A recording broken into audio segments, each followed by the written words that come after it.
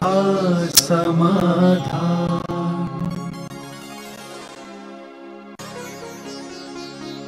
नमोस्तु गुरुदेव। निश्चय स्तुति किसे कहते हैं, इसका प्रारंभ कब होता है? निश्चय स्तुति का अर्थ है उन गुणों का स्तवन करना, उनका अनुभव करना। जो भगवान में गुण हैं वही मेरे में गुण हैं। भगवान के समान अपने गुणों का आभास होना, भगवान के समान अपने शुद्ध स्वरूप का आभास होना, और उस शुद्ध स्वरूप की जब स्तुति होती है तो निश्चय स्तुति कहलाती। वह निश्चय स्तुति मुनि महाराज लोग जब शुद्ध उपयोग में लीन होते हैं उस समय ही होती है। प्रवृत्ति में कभी निश्चय स्तुति नहीं होती। निश्चय स्तुति में आराध्य आराधक का भाव खत्म हो जाता है,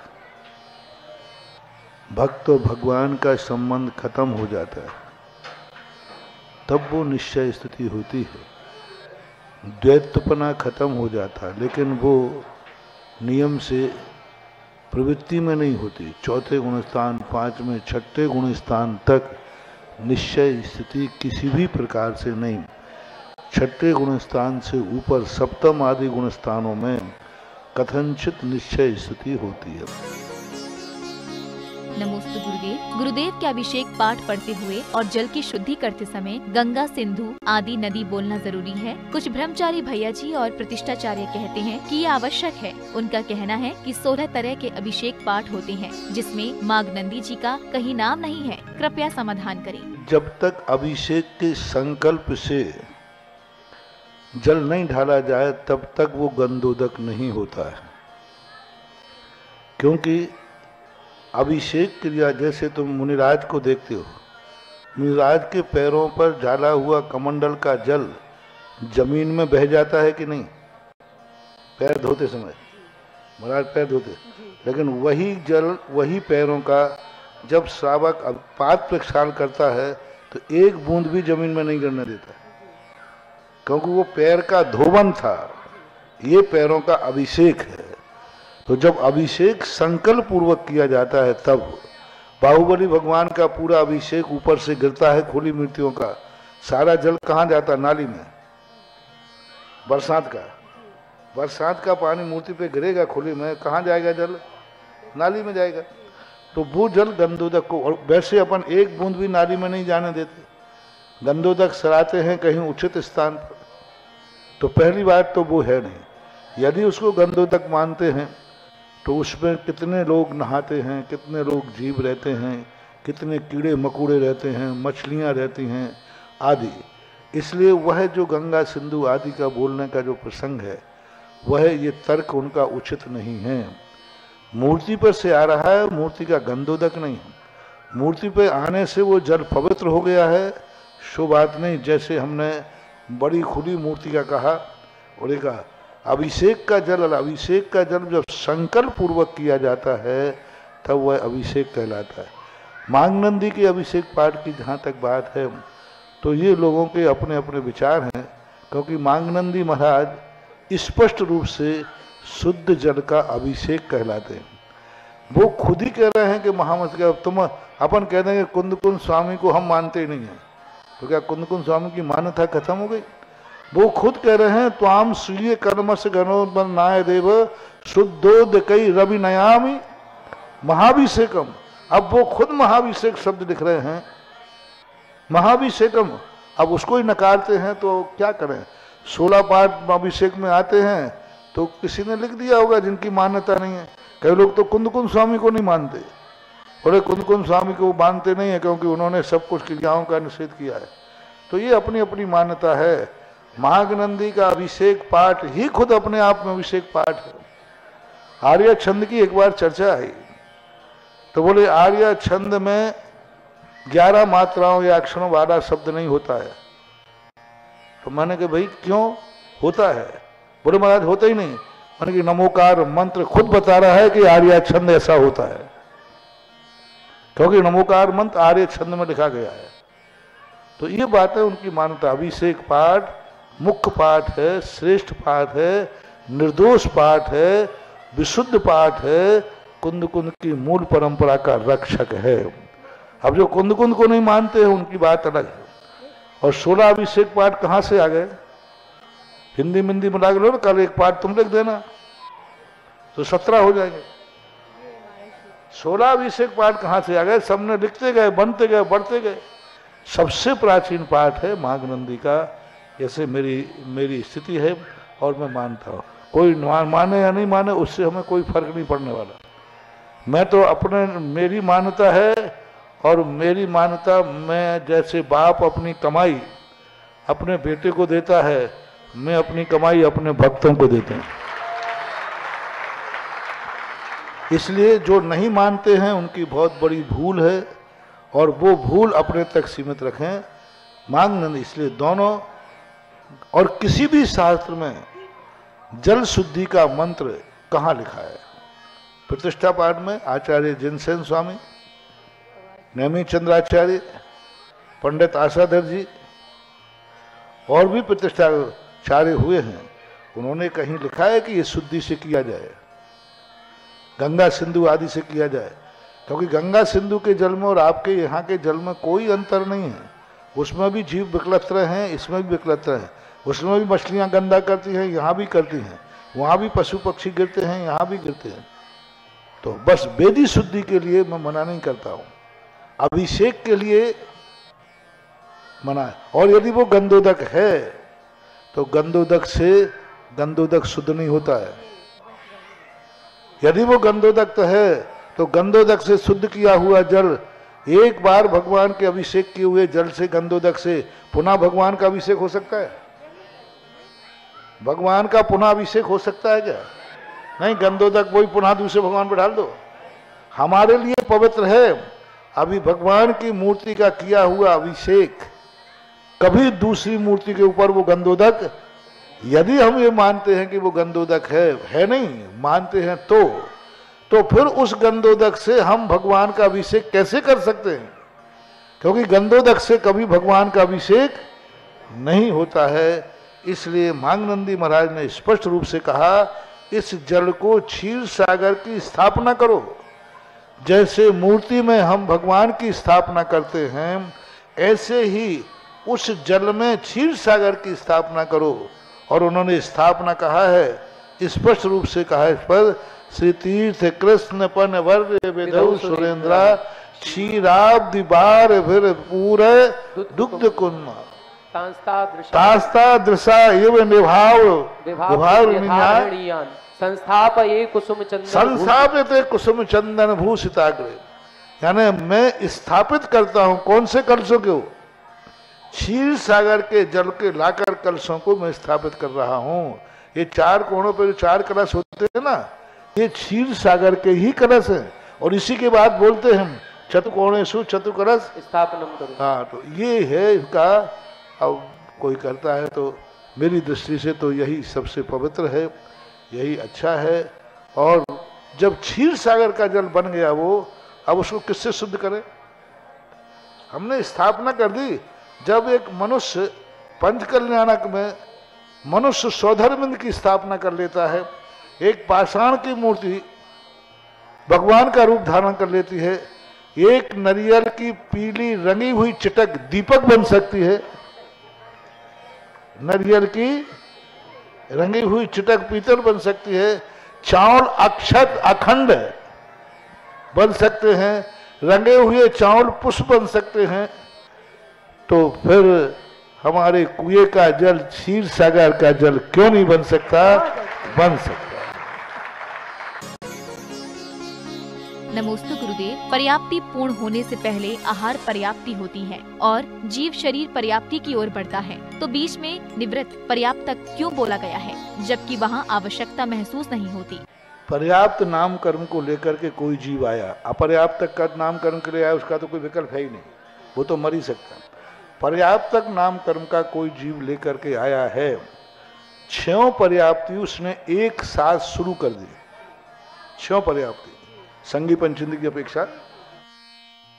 अब 6 पर्याप्ति जब उसने पूर्ण कर दी, अभी एक भी अपूर्ण नहीं की है, और उसकी पहले वो मरण को प्राप्त हो गया।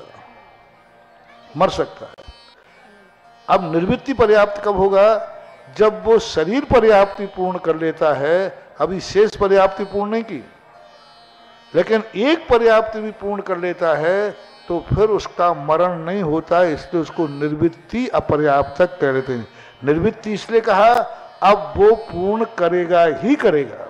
निर्वृत्त अपन बोलते ना, हम उस कार्य से निर्वृत्त हो गए, तो एक पर्याप्ति पूर्ण करते ही वो निर्वृत्ति पर्याप्त हो जाएगा। और एक पर्याप्ति अब वो मर नहीं सकता, नहीं उसका नहीं है। उसका देखो आगम से लब्धि सार के अंदर पूज्यवर नेमीचंद महाराज ने स्पष्ट उल्लेख किया है कि पर्याप्तक जीव का मरण सठखंडागम में आया है।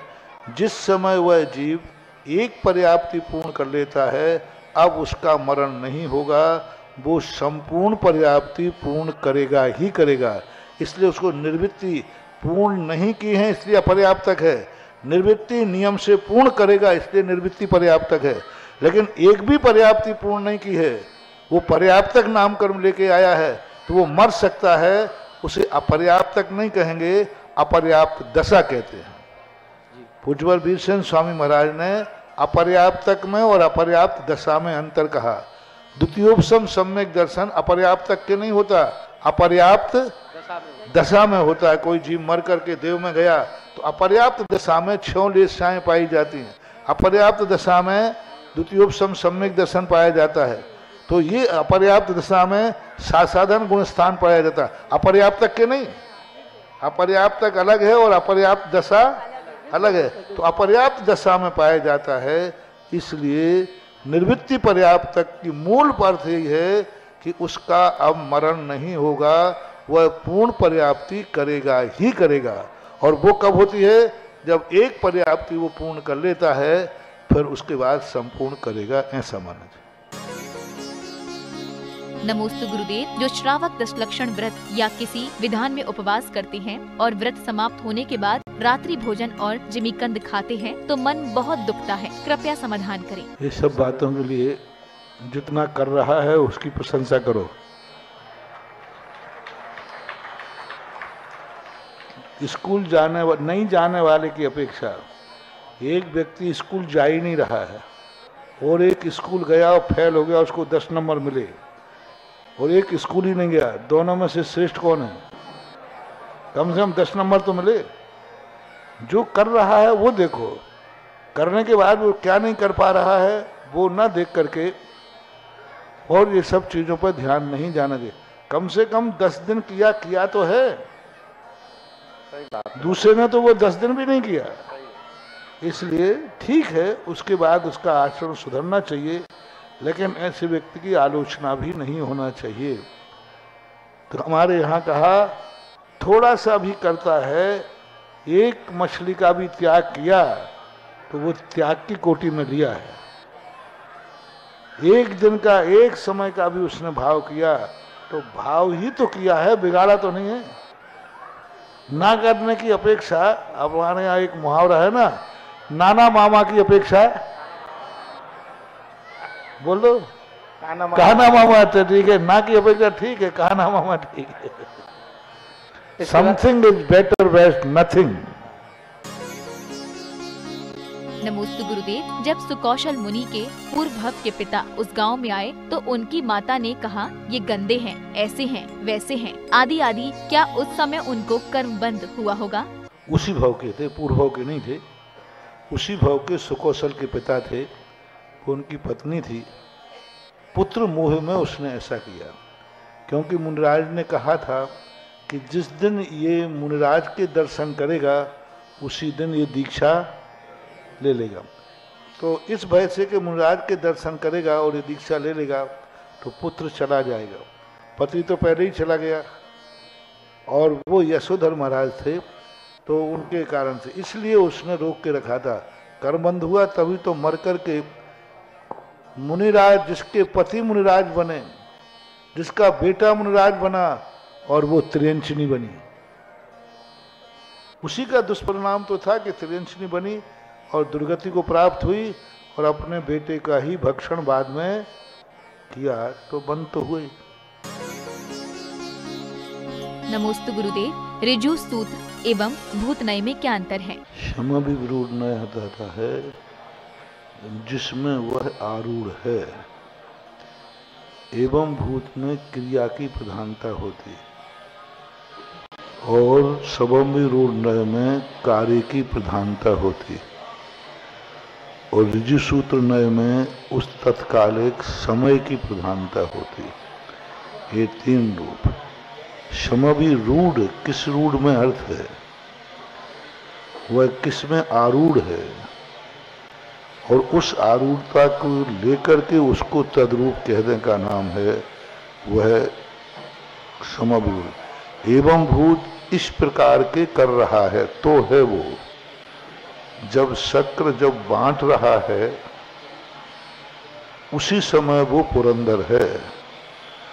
शक्र जब शक्ति का काम कर रहा है तभी वह शक्र है।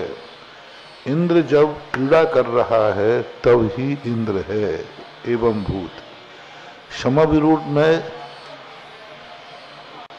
क्रीड़ा करने वाले को इंद्र कहते हैं, चाहे वो आज करे, चाहे कल करे, चाहे परसों करे, वो निश्चित हो गया। जब जब क्रीड़ा करेगा, क्रीड़ा करने वाले को इंद्र कहते हैं। अब वो वहाँ वर्तमान में हो या ना हो, वो उस पर रूढ़ हो, क्योंकि वो क्रीड़ा करता है इसलिए इंद्र है। क्रीड़ा करता है सो इंद्र है, रूढ़ हो गया, अब करे या ना करे। अब वो वर्तमान में नहीं कर रहा है तब भी वो इंद्र है, क्योंकि क्रीड़ा करता है। पूजा करता है इसलिए वो पुजारी है। पूजा करने का कार्य उसका है इसलिए वो पुजारी है। अब वर्तमान में नहीं कर रहा है, लेकिन उसका मुख्य कार्य क्या है? पूजा करना। तो जब किसी क्रिया की अपेक्षा से कर्ता को जो टाइटल मिलता है वो समाविरूढ़ नय है। क्रिया करता है उसी समय मात्र कार्य का करता, टाइटल मिलता है आगे नहीं पीछे नहीं, वो एवं भूत नय कहलाता है। तो इन दोनों नयों में इस प्रकार अंतर जानना। रूढ़ शब्द सम अभिरूढ़, उस कार्य के लिए निश्चित होने से उसको वही कहना जिस कार्य के लिए है। तो ऐसा मानना चाहिए। दोनों में अंतर है। इसमें त्रिकाली टाइटल है समाविरूढ़ में, और उसमें तात्कालिक टाइटल है, ऐसा मानना। सुधा समाधान।